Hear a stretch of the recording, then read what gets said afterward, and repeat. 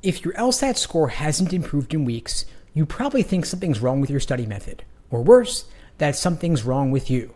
But I've got news for you. Your prep probably isn't broken, your expectations are. Let me show you what real LSAT progress actually looks like. Most LSAT students walk in with a story in their head. They'll say to themselves, if I work hard, my score should go up every week.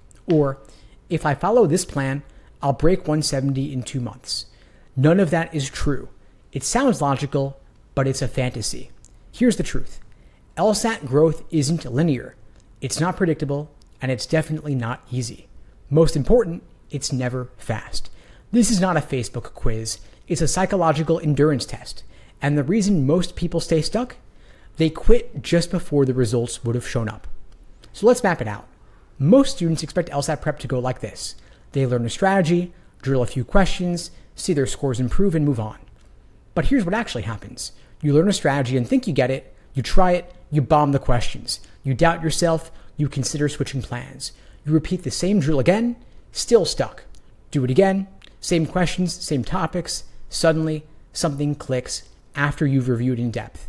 You didn't need a new method, you needed to stay the course long enough for it to work. Now, every student hits what I call the discomfort zone.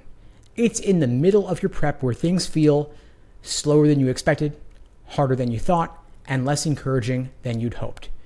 You're not seeing results, you're questioning everything. And that's exactly when most people quit. They start shopping around for new books. They start lurking on Reddit for shortcuts. They convince themselves they're doing it wrong, when in reality, they were 10 feet away from progress. That discomfort isn't the enemy, it's the entry fee. It's the price of admission. If you can sit in it, if you can survive the doubt without changing course, you win. So let's talk practically.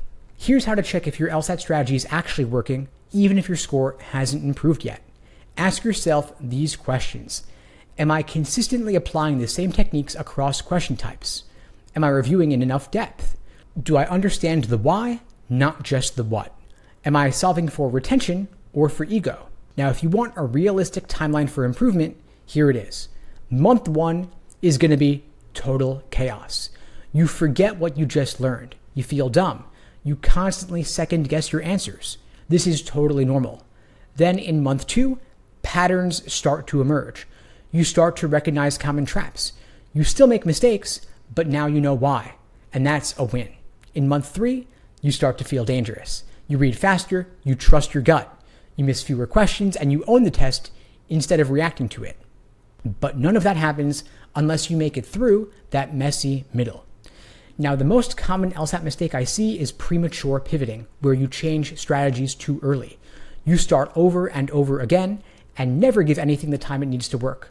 But the best students don't fall for shiny object syndrome. They don't need new tools every single week. They just go deeper with the ones they already have. And that is how mastery is built.